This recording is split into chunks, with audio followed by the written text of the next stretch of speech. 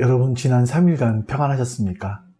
우리 오늘도 하나님 앞에 같이 예배 시작드리겠습니다. 같이 하나님을 예배합니다.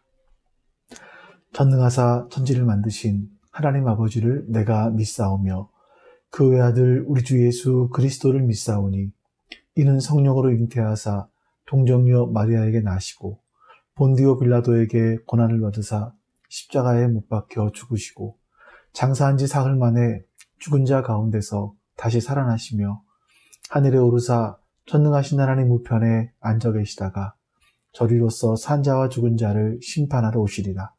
성령을 믿사오며 거룩한 공회와 성도가 서로 교통하는 것과 죄를 사하여 주시는 것과 몸이 다시 사는 것과 영원히 사는 것을 믿사옵나이다. 아멘. 여러분, 오늘도 우리 변함없는 하나님을 같이 찬송하겠습니다.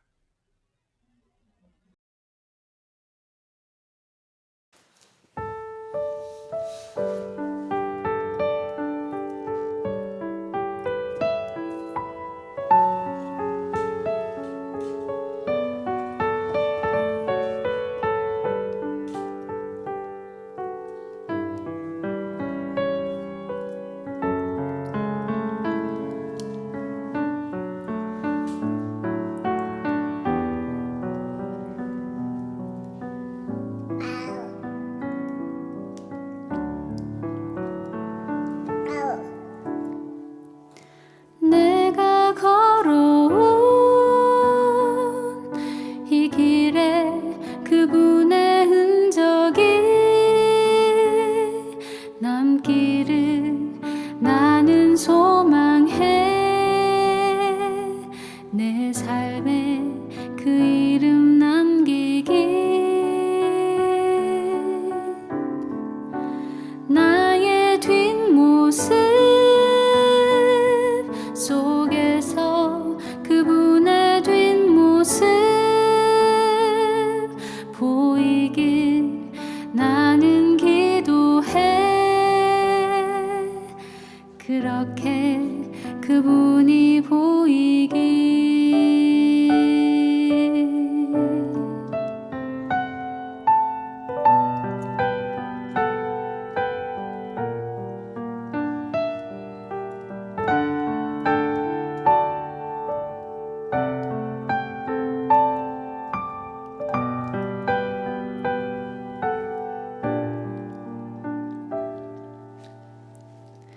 나의 소망은 나의 바램은 늘 항상 내 사랑하는 그분의 그림자로 늘 남는 것. 나의 돈과 나의 선행은 숨겨져 가고 그분의 크신 사랑만 늘 나보다 기억되길. 내가 걸어온 이 길에 그분의 흔적이 남기를 나는 소망해. 내 삶에 그 이름 남기길.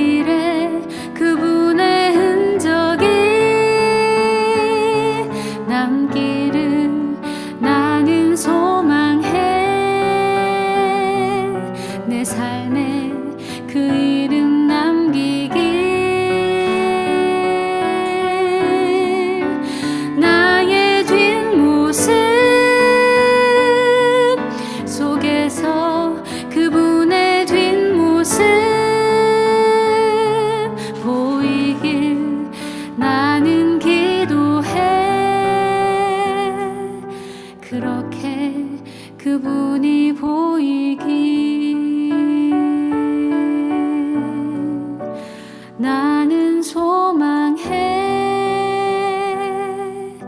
그분의 그림자로 남기.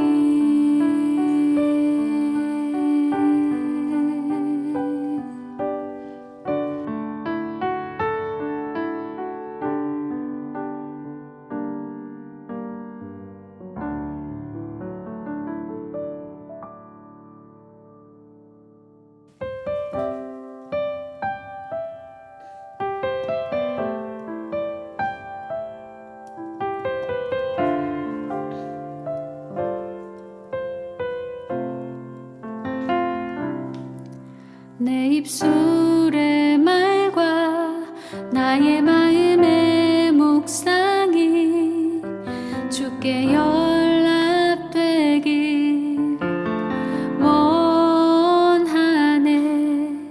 내 입술의 말과 나의 마음의 묵상이 주께 연락되길 원하네. 내 입술의 말과 나의 마음의 묵상이 주께 연락되길 원하네. 내 입술의 말과 나의 마음의 묵상이 주께 연락되길 원하네. 내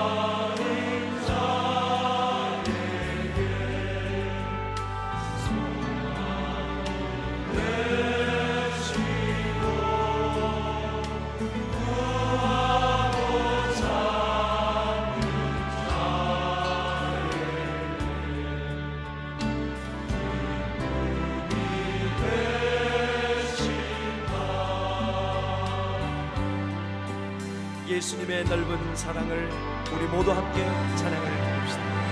예수의 넓은 사랑을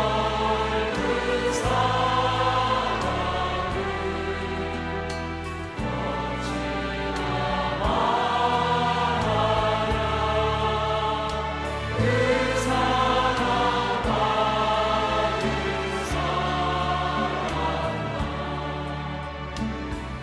사랑아,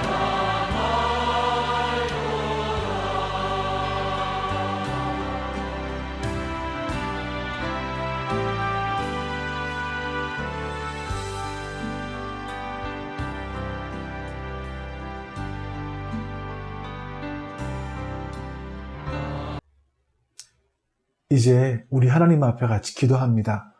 오늘 예배 가운데 하나님께서 함께하여 주시기를 소원하시고 옆에 있는 기도 제목들을 보시면서 같이 우리 한 마음으로 기도하겠습니다. 기도합니다. 아버지 하나님 감사합니다. 선하신 하나님께서 우리 가운데 함께하시고 은혜를 베풀어 주시니 감사합니다. 오늘 예배가 주 앞에 아름다운 예배 되겠습니다. 하나님 받으시는 예배 되겠습니다. 아버지 하나님께서 우리를 붙들어 주시고 은혜를 베풀어 주셔서 아버지 하나님 영과 진리로 예배할 수 있도록 도와주시옵소서. 하나님 받으신 묵직한 예배될 수 있도록 도와주시옵소서. 내가 하나님 앞에 서 있음을 기억하게 해주시고 하나님께 하는 말씀을 잘하는 자로서 하나님께서 사람의 말씀을 대언하는 하나님을 잊지 않게 해주시옵소서. 하나님 그 은혜를 저에게 허락하여 주시옵소서. 하나님 선한 뜻이 제 안에 이루어지고 하나님 우리 안에 이루어지기 원합니다. 오늘 말씀 가운데 하나님보다 깊이 알아가려 주님 역사해 주시옵소서. 주님 역사하시고 붙들어 주시옵소서. 하나님보다 깊이 알아가려 원하오니 주께서 붙들어 주시고 함께 해주시옵소서. 오늘 합당한 은혜를 우리 가운데 베풀어 주시옵소서. 주님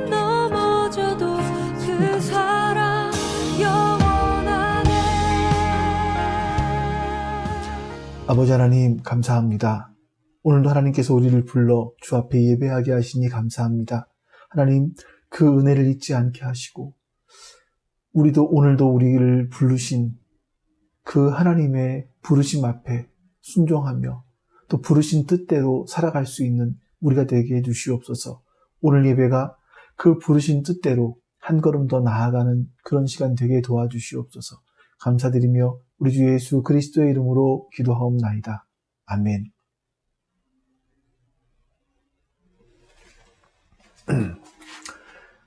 여러분들과 오늘 볼 하나님 말씀은요, 고린도전서 1장 26절에서 31절까지 말씀입니다. 고린도전서 1장 26절에서 31절입니다.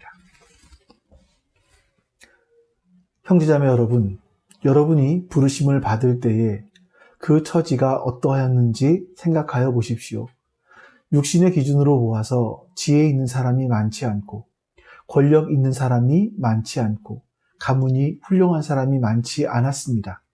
그런데 하나님께서는 지혜 있는 자들을 부끄럽게 하시려고 세상의 어리석은 것들을 택하셨으며 강한 것들을 부끄럽게 하시려고 세상의 악한 것들을 택하셨습니다. 하나님께서는 세상에서 비천한 것들과 멸시받는 것들을 택하셨으니 곧 잘났다고 하는 것들을 없애시려고 아무것도 아닌 것들을 택하셨습니다. 이리하여 아무도 하나님 앞에서는 자랑하지 못하게 하시려는 것입니다. 그러나 여러분은 하나님의 자녀로서 그리스도 예수 안에 있습니다. 그는 우리에게 하나님으로부터 오는 지혜가 되시며 의와 거룩함과 구원이 되셨습니다. 그것은 성경에 기록되어 있는 바 누구든지 자랑하려거든 주님을 자랑하라 한 대로 되게 하시려는 것입니다. 아멘. 인터넷에 보니까 이런 글이 있더라고요. 나비하고 벌하고 잠자리 파리가 서로 모여서 자기 자랑을 막 하기 시작을 한 겁니다. 맨 먼저 나비가 이렇게 잘난 척하면서 말했습니다. 야, 니네들 나처럼 우아하게 날 수 있어? 그러자 벌이 지지 않고 이렇게 말합니다. 너희들은 나처럼 톡 쏘는 침이 있어? 잠자리가 또 빠르게 날으면서 이렇게 말했습니다. 니들이 이렇게 빠르게 날을 수 있어?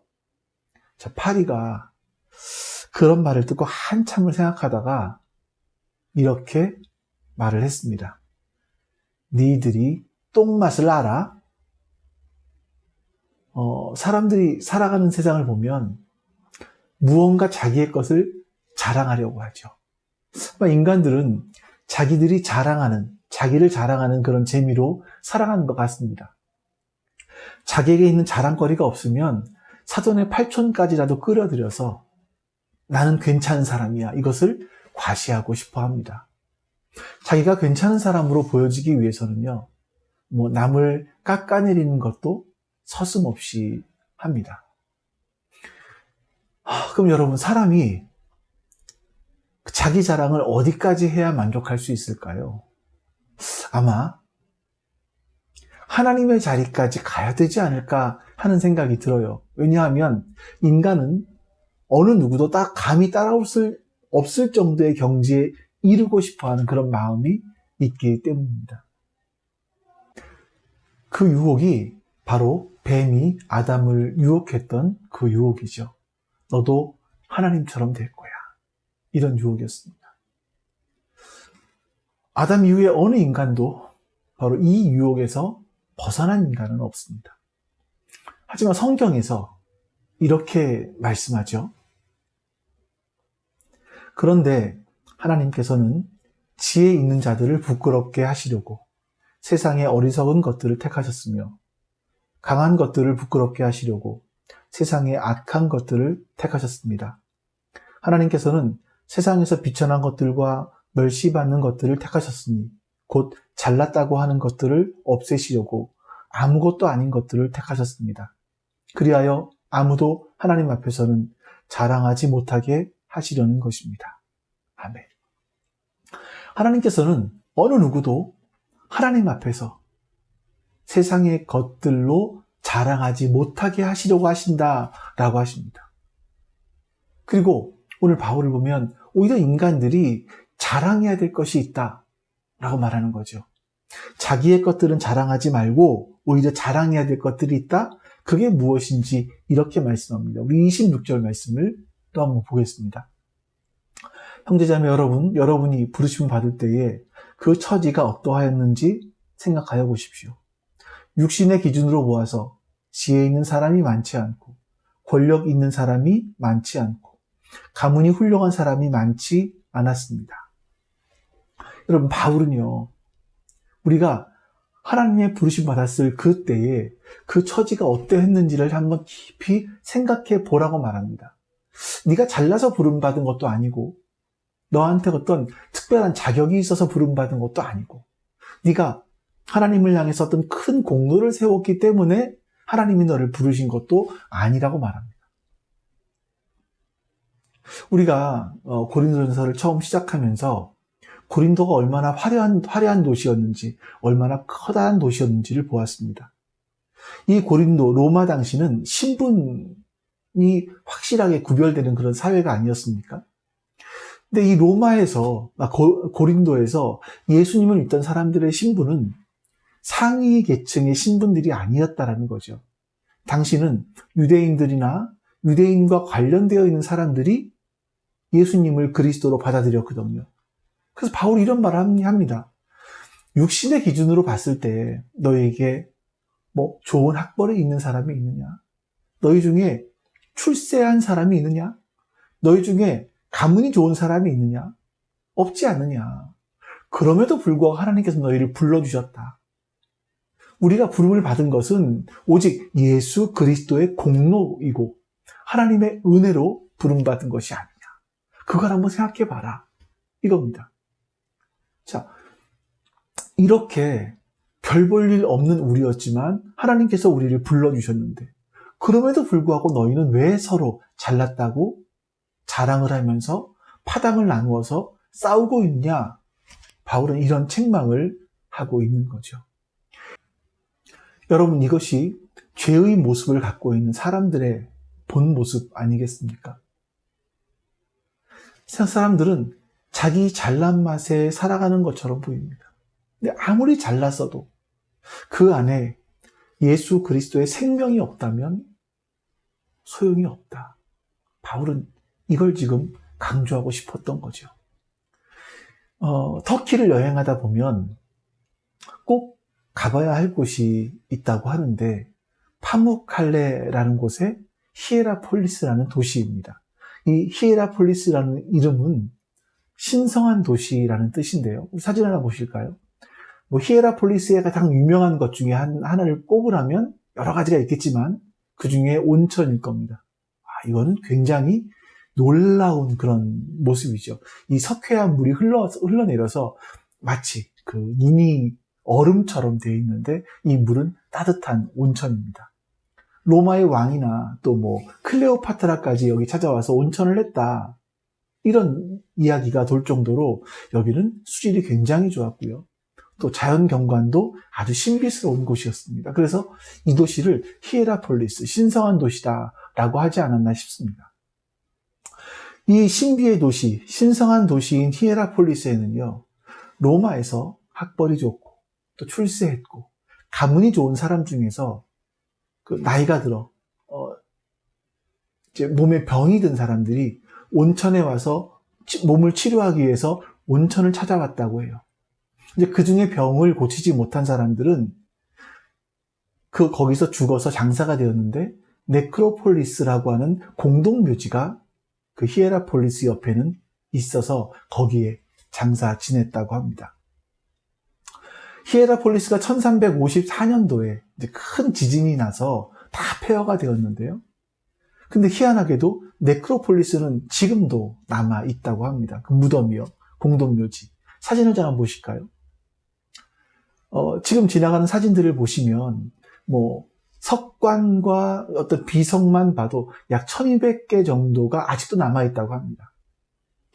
이제 잘 보시면 여러 가지 다양한 모습들이 있잖아요. 그러니까 사람들이 어디 출신이냐, 어떤 가문이냐, 얼마나 권세를 가지고 있느냐에 따라서 무덤의 모양도 굉장히 다양했다고 하죠. 하지만 공통점이 한 가지 있는데 다 무덤의 뚜껑이 열려 있다는 겁니다. 왜냐하면 오래전에 도굴꾼들이 이미 그 속 안에 있는 유품들을 다 도굴해 갔기 때문입니다. 여러분 생각해 보십시오. 2000년 전에 히에라폴리스, 그 신성한 도시에 사람들이 가서 갖가지 문양의 석관을 가진 무덤들을 만들었습니다. 여러분 이거는 일반 평민들은 절대로 할 수 없는 일입니다. 돈이 굉장히 많고 아주 권력이 있는 사람들만이 할 수 있는 일이죠. 2000년 전이나 지금이다. 사람들을 평가하는 사회적 기준은 별로 달라진 것이 없습니다. 사람을 평가할 때 너 학벌이 어떠니? 너 출세했니? 돈 많이 벌어? 너의 가문은 어떠니? 이걸 물어보지 않습니까? 그런데 여러분, 사람의 죽음 앞에서 학벌과 가문과 출세와 지위 이런 게 결국 자신의 생명을 지켜주지 못하더라는 겁니다. 이 히에라폴리스에 있는 공동묘지 네크로폴리스에는 이런 비문이 있다고 해요. 나 어제 너와 같았으나 너 내일 나와 같으리라. 이런 뜻이겠죠. 너는 나 어저께 너처럼 살아있었지만 너는 내일이면 나처럼 죽을 거야. 이런 말입니다. 나도 어제는 너처럼 내가 가지고 있는 학벌과 재산과 가문 모든 거 생각하며 살았는데 너는 내일이 되면 나처럼 그게 다 필요 없다라는 걸 알게 될 거야. 이런 의미가 아니겠습니까? 여러분 우리는요 하나님 앞에서 자랑할 것이 아무것도 없는 존재입니다. 우리 27절 28절 말씀 보겠습니다. 그런데 하나님께서는 지혜 있는 자들을 부끄럽게 하시려고 세상의 어리석은 것들을 택하셨으며 강한 것들을 부끄럽게 하시려고 세상의 약한 것들을 택하셨습니다. 하나님께서는 세상에서 비천한 것들과 멸시받는 것들을 택하셨으니 곧 잘났다고 하는 것들을 없애시려고 아무것도 아닌 것들을 택하셨습니다. 하나님께서는 세상의 어리석은 것들을 택하셨다고 말씀하고 있습니다. 왜 어리석은 것들을 택하십니까? 지혜 있는 자들을 부끄럽게 하시기 위해서요. 또 약한 것들을 택하셨다고 하는데 왜 그렇습니까? 강한 것들을 부끄럽게 하시기 위해서입니다. 또 하나님께서는 세상의 비천한 것들과 멸시받는 것들, 이런 아무것도 아닌 것들을 택하셨습니다. 왜요? 그 이유는 잘났다고 하는 것들을 없애시기 위해서라고 말씀하십니다. 하나님께서는요, 세상의 사람들이 어리석다, 또 약하다, 아무것도 아닌 것처럼 보인다, 이런 사람들을 택하셔서 그들을 구원하십니다. 왜 그렇습니까? 너의 그런 지성, 너의 그런 지위, 너의 그런 가문이 있지만 그것이 너 스스로를 구원할 수 없지 않느냐라는 겁니다. 그거를 지성과 지위와 가문이 없는 사람들을 구원하심으로 사람들에게 보여주시는 거예요. 너희들은 세상의 그 지혜와 지위와 가문을 자랑하지만 그것은 내 앞에서 부끄러운 것이다. 그것으로 너는 너를 구원할 수 없다. 그것들은 다 없어질 것들 아니냐. 그러니까 다시 말하면 사람이 사람을 평가하는 기준과 하나님께서 사람을 평가하는 기준은 다르다는 겁니다. 여러분, 우리는요, 이것을 꼭 기억하며 사셔야 됩니다. 아까도 말씀드렸지만 2000년 전이나 지금이나 고린도, 또 히에라폴리스, 서울, 이 모든 시공간을 뛰어넘는 모든 인간이 사는 세상 속에는 인간을 평가하는 기준이 별반 다르지 않습니다. 얼마나 지적이냐, 얼마나 교양이 넘치냐, 얼마나 많이 가지고 있느냐, 얼마나 지위가 높고 출신 배경이 얼마나 좋으냐, 이런 것들로 평가를 합니다. 그래서 여러분, 하나님은요, 절대로 그런 지성, 그런 지위, 그런 가문을 기준으로 삼지 않으십니다. 하나님께서는 약하고 미련하고 멸시받고 비천하고 없는 것들을 들어서 하나님의 도구로 삼으신다고 말씀해요. 이게 성경에서 계속 흐르고 있는 하나님께서 사람을 들어 쓰시는 그런 방법들입니다. 천지를 창조하실 때 하나님께서 물로 세상을 심판하셨습니다. 이 죄악된 세상을 심판하시죠. 그때 구원받은 사람들은 노아의 식구들밖에 없었습니다. 근데 노아를 설명하면서 가장 첫 번째 노아를 이렇게 설명합니다. 창세기 5장 32절입니다. 노아는 500살이 지나서 셈과 함과 야벳을 낳았다. 여러분, 요즘은 좀 시대가 달라져서 결혼하고 아이를 안 낳기도 하고 또 독신으로 살아가는 사람도 많이 있습니다. 하지만 노아가 살던 시대에는요, 가장 큰 재산이 가족이었습니다. 자식들이었죠. 자식이 없다라는 건 가장 비천한 사람. 그러니까 일을 할 때 일할 노동력이 없는 가장 비천한 그런 사람이었다라는 것이기도 합니다. 하나님께서는요, 그런 사람들을 택하신 거예요. 우리가 믿음의 조상이라고 하는 아브라함은 어떻습니까? 하나님이 아브라함을 창세기 12장에서 부르셨는데 그 11장 후반부에서는요, 아브라함의 가문이 어땠는가 하는 부분들이 나와요. 이제 거기서 아브라함을 설명하면서 창세기 11장 30절에서 이런 말을 합니다. 사레는 임신을 하지 못하여서 자식이 없었다. 성경은 아브라함의 가문을 쭉 설명하다가 아브라함의 아내 사레를 설명하면서 이 사람은 임신을 하지 못하는 사람이어서 자식이 없었다. 이렇게 설명을 합니다. 그럼 아브라함의 시도 마찬가지 아니겠습니까? 자식을 낳지 못한 사람들은 노동력도 없는 것이지만 그 사람이 노동력이 없는 이유가 뭐냐? 신의 저주를 산 것이다. 신의 노여움을 사서 저주를 받은 것이다. 그렇게 사람들은 생각을 했습니다. 굉장히 수치스러운 것이었죠. 이런 비천한 아브라함을 하나님은 불러주신 겁니다. 그럼 모세는 어떻습니까? 나일강에서 이집트의 왕자로 구출받기는 했습니다만 그럼 뭐합니까? 나이가 40이 되었을 때 미디안 광야로 도망을 가서 40년간 나이가 80이 될 때까지 양치기를 했습니다. 한번 생각을 해보세요. 한 제국의 왕자라는 높은 지위에 있던 사람이 광야로 도망을 가서 40년간 양을 치며 살았습니다.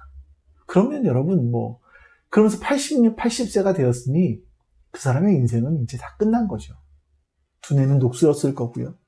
판단력도 흐렸을 겁니다. 또 처갓집에 얹혀 살지 않았습니까? 그러니 여러분, 자기 명의로 된 땅떼기가 하나 있었겠습니까? 전부 다 장인 거죠. 모세 개인의 제사는 지팡이, 양치는 지팡이 하나밖에 없었습니다. 하나님께서 지팡이 하나밖에 없는 이 비천한 노인 모세를 불러서 하나님은 당시 세계 최강의 군대를 가진 이집트의 파라오를 부끄럽게 하신 겁니다. 유대인들은 지금도 자신들을 선민이라고 생각을 해요. 굉장히 하나님께 선택받은 대단한 사람들이다 이렇게 말을 하죠. 하나님께서 여러분 왜 유대인을 선택하셨습니까? 그들에게 얼마나 대단한 것들이 있었기 때문입니까? 아니, 신명기 7장 7절에서 모세가 하나님의 마음을 품고 하나님께서 이스라엘을 선택하신 이유를 이렇게 말씀합니다. 주께서 당신들을 사랑하시고 택하신 것은 당신들이 다른 민족들보다 수가 더 많아서가 아닙니다. 오히려 당신들은 모든 민족 가운데서 수가 가장 적은 민족입니다. 하나님께서 유대인을 택하신 이유는 그 당시 지구상에 살고 있는 모든 민족 가운데서 숫자가 가장 적기 때문이라고 말합니다. 그러니까 세상으로 봤을 때 힘도 없고 자랑할 것도 아무것도 없었기 때문이다 라는 거죠. 우리 한 사람만 더 볼까요? 마리아에게 가브리엘 천사가 나타나서 네가 아이를 낳을 것인데 그 아이는 하나님의 아들이다.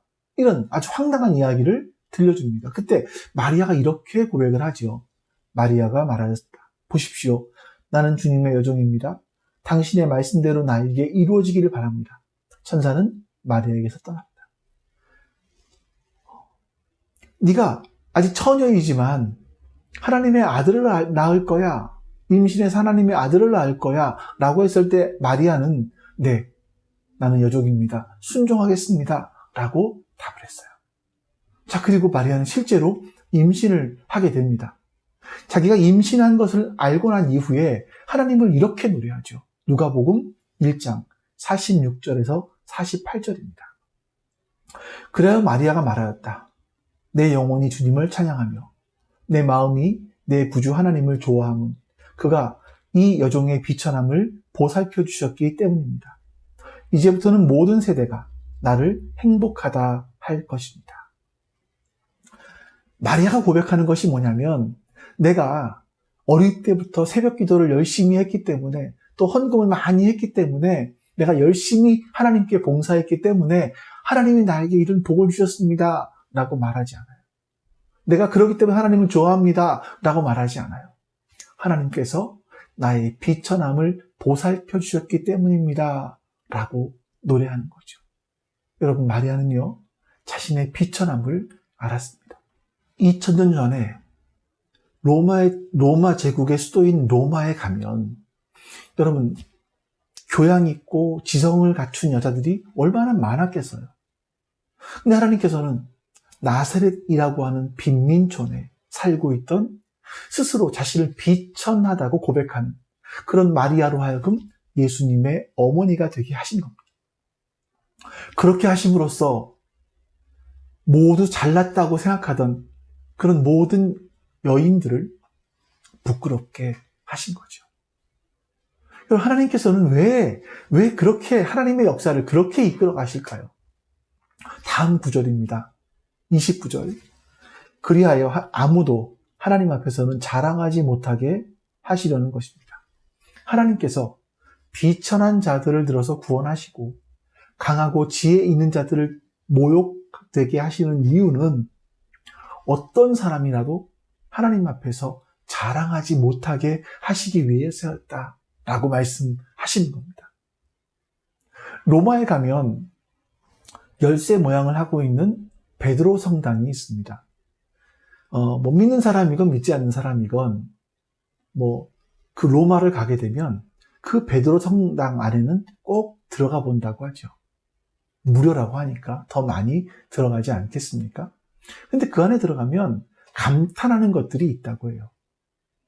그 안에 들어가면요, 우리가 그동안 책으로만 보았던 미켈란젤로의 천지창조가 저 하늘에 쫙 펼쳐져 있습니다. 또 베르니니의 발다키노, 그리고 성 베드로의 의자, 이런 것들이 있죠. 여러분, 이 작품을 만들기 위해서요, 청동, 구리가 37,000kg이 들어갔다고 해요. 엄청난 규모입니다. 또 문 바로 들어가자마자는 미켈란젤로의 조각인 그런 피에타의 순환이라는 조각품도 있기도 하죠. 지금은 그 피에타의 순환이라고 하는 조각상은 유리 안에 갇혀 있다고 해요. 유리 안에 보관되어 있다고 하죠. 어떤 사람이 그걸 돌로 쳤대던가 해서 그 마리아의 코가 깨어지고 금이 가고 이랬다라고 하는 이야기 들은 것 같긴 합니다. 사람들은 여러분 이런 작품들을 보면서 탄성을 지른다고 합니다. 어떻게 미켈란젤로는 저런 그림도 그리고 저런 조각도 할 수 있었을까? 어떻게 베르니는 저런 작품들도 만들 수 있었을까? 근데 여러분, 우리가 보아야 될 것은 따로 있습니다. 우리가 알고 있는 베드로는 어떤 사람이었습니까? 베드로는요, 무식한 어부였습니다. 베드로가 거꾸로 십자가에 못 박혀 죽었을 때 여러분, 그때까지 베드로가 얼마나 공부를 해서 유식한 사람이 되었겠습니까? 또한 평생 복음만 전하는 사람인데 얼마나 돈을 모았겠습니까? 우리는 갈릴리 그러면 굉장히 친근하긴 하지만 사실 로마 제국 시대에 갈릴리는요, 아주 굉장히 시골 촌동네였습니다. 그 사람들이 갈릴리를 자기네들은 바다라고 불렀지만 사실은 호수밖에 안 되는 곳이잖아요. 그러니 여러분, 이 갈릴리에 있는 어부가 자기 가문을 자랑할 게 뭐가 있었겠습니까? 근데 여러분 보세요. 아까 히에라폴리스에 있던 네크로폴리스의 무덤들을 보면 거기 있는 사람들은 이름도 모르고 다 모릅니다. 다 죽어서 자기의 유품들도 다 독을 당하고 말았습니다. 근데 그 아무것도 없었던, 오히려 마리아의 고백과 같이 비천했던 베드로는요, 2000년이 지난 지금이지만 그 이름이 이렇게 남겨져 있고 사람들이 베드로를 지금도 기리고 있습니다. 사람들이 그렇게 자랑하고 싶어하고 또 그렇게 평가하는, 또 사람들을 평가하는 지식과 부와 가문, 이런 것들이 네크로폴리스 그 무덤에 있는 사람들의 생명을 지켜주지 못했습니다.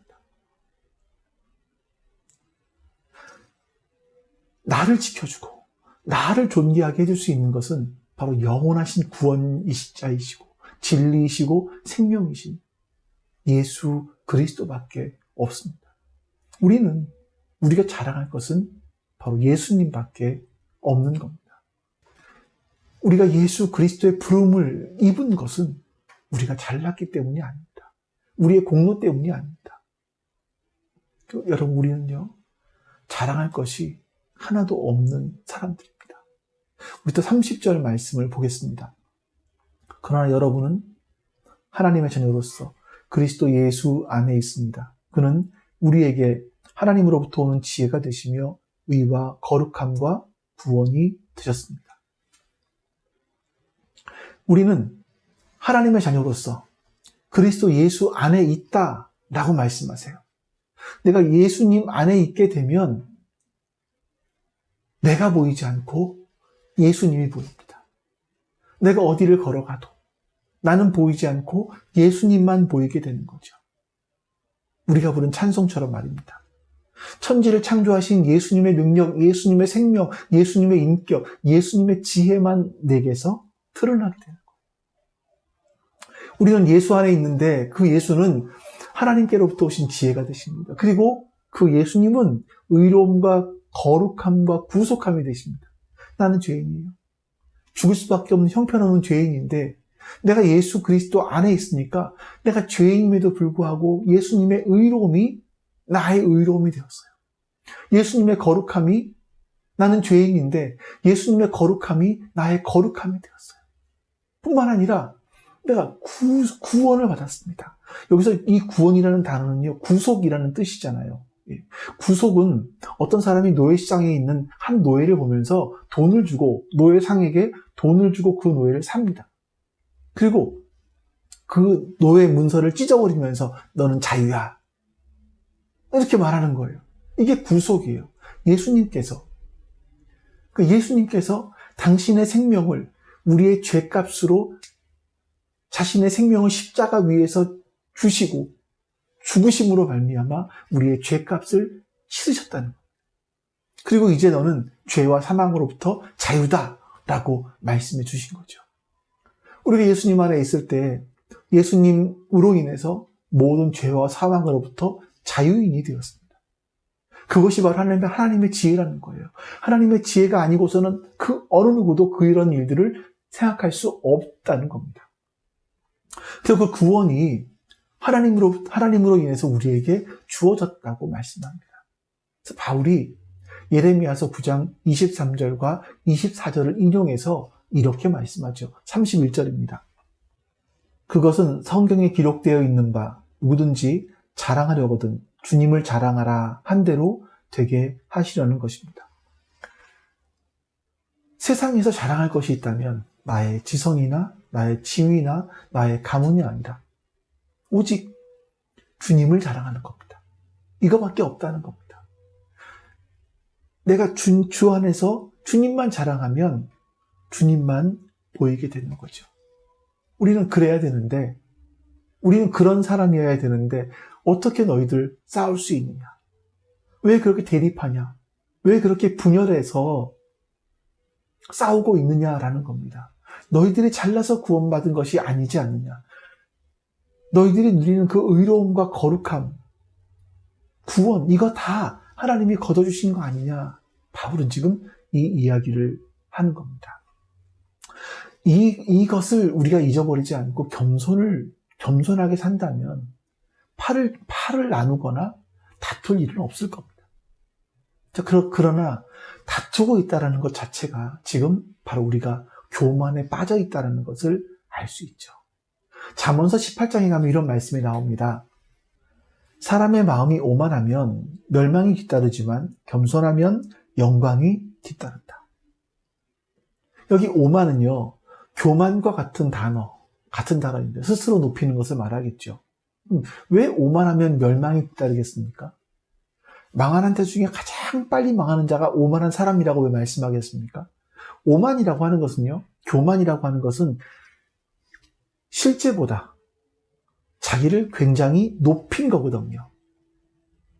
그러니까 나는 원래 저 아래의 수준밖에 안 되는 사람인데 자기를 평가 절상시켜 놓은 것입니다. 이게 교만이고 오만이에요. 이 사람이 아무리 어떤 삶을 살았다 할지라도 자기를 평가 절상시켜서 살아간다면 그건 없는 것을 살아가는 것이죠. 자기가 아닌 것을 살아가는 겁니다. 그 삶은 거짓된 삶인 겁니다. 거짓이라는 건 여러분 없는 것을 있는 것처럼 꾸며낸 거 아니겠습니까? 없는 것을 살았으니 당연히 그 뒤에 따라오는 것은 멸망인 겁니다. 하지만 여러분 겸손하면 영광이 뒤따른다 라고 말씀하죠. 겸손이 뭡니까? 나를 아는 거예요. 내가 아무리 자랑할 것이 있어도 그것이 하나님으로부터 온 것이다라는 걸 아는 겁니다. 나는 원래 하나님 앞에서 비천한 존재인데, 죄인인데 하나님의 은혜로 말미암아 내가 구원받았습니다. 거룩하게 되었습니다. 의롭게 되었습니다. 이거를 아는 거예요. 그러니까 그런 사람을 통해서 하나님의 능력과 지혜가 일평생 드러날 수밖에 없는 거죠. 바울이요.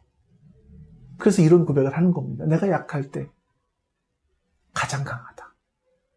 내가 가장 약할 때, 나를 알 때, 내가 겸손할 때 하나님의 능력이 드러날 수밖에 없다. 이렇게 말을 하는 겁니다. 여러분, 우리의 삶을 한번 뒤돌아보시기 바랍니다. 우리가 하나님 앞에 자랑할 것이 뭐가 있겠습니까? 하나님께서는 하나님께 사랑하시는 사람들이 교만해졌을 때 다시 하나님을 사랑할 수 있도록 그들을 겸손하게 만드는 일들을 우리가 종종 보죠. 아주 쟁쟁하던 어떤 크리스천 기업가들이 신문지상에 오르내린다거나 아니면 유명한 목회자들이 겸손을 잃어버렸을 때 그들의 수치들이 다 드러나게 하신다거나 그 사회적인 수모를 당하게 하신다거나 하나님께서 그분들을 사랑하시기 때문에 다시 겸손할 수 있도록 길을 열어주시는 겁니다. 우리에게는 자랑할 것도 없고 우리는 의롭지도 않습니다. 근데 예수님께서 우리의 의가 되어주셨습니다. 우리는 거룩하지 않지만 예수님이 우리의 거룩함이 되어주셨고요. 우리의 어떤 노력과 우리의 어떤 행위로, 선행으로 구원을 이룰 수 없지만 예수님께서 우리의 구원이 되어주셨습니다. 우리가 우리 인생을 살아가면서 십자가의 능력과 그 지혜로 우리를 구원하신 하나님만 자랑하고 살아간다면 우리를 통해서 하나님의 일하심이 드러나게 될 줄로 믿습니다. 우리 같이 여러분 오늘 말씀을 놓고 기도하시고 또 옆에 있는 우리 기도 제목을 놓고 기도하시기를 바랍니다. 우리 같이 하나님 앞에 기도하겠습니다. 아버지 하나님 감사합니다. 하나님의 선하심과 인자하심이 오늘 우리 가운데 함께 해주시옵소서. 우리가 하나님만 바라보며 하나님의 은혜만 바라볼 수 있게 하여 주시옵소서. 하나님만 소망할 수 있도록 역사하여 주시옵소서.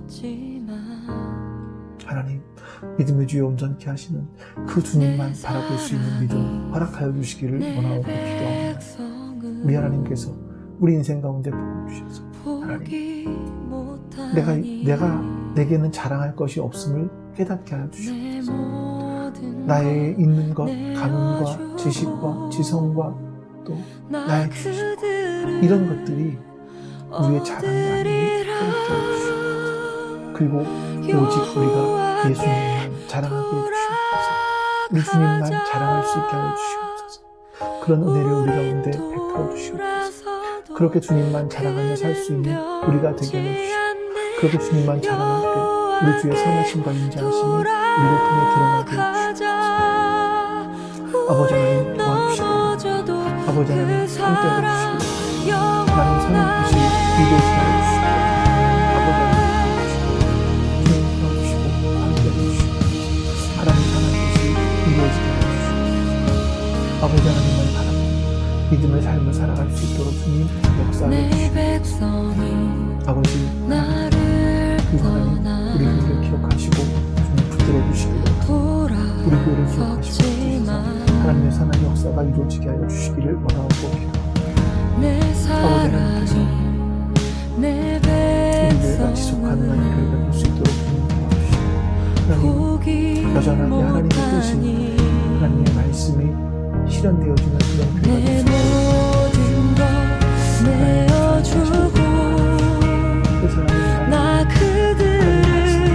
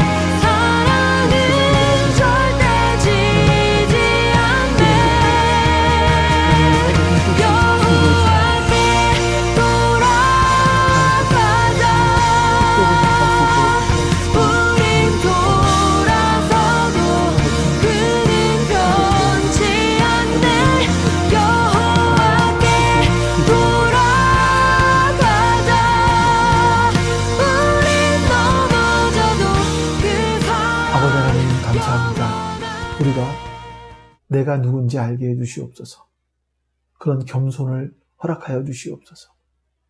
또 내게 있는 것들이 나로 말미암아 된 것이 아니라 하나님께로부터 온 것임을 알게 해주시옵소서. 우리가 원래는 거룩하지도 않고 의롭지도 않은 비천한 존재였음을 그럼에도 불구하고 하나님께서 예수 그리스도를 통해서 우리를 구속하여 주심으로 말미암아 거룩하게 하여 주시고 의롭게 하여 주셨음을 깨닫게 해 주시옵소서. 그 은혜로 주님 앞에 감사하는 삶을 살게 해 주시옵소서. 감사드리며 우리 주 예수 그리스도의 이름으로 기도하옵나이다. 아멘. 하늘에 계신 우리 아버지여, 이름이 거룩히 여김을 받으시오며 나라가 임하시오며 뜻이 하늘에서 이루어진 것 같이 땅에서도 이루어지이다. 오늘 우리에게 일용할 양식을 주시옵고 우리가 우리에게 죄진 자를 사하여 준 것 같이 우리 죄를 사하여 주시옵고 우리를 시험에 들게 하지 마시옵고 다만 악에서 구하시옵소서. 나라와 권세와 영광이 아버지께 영원히 있사옵나이다. 아멘.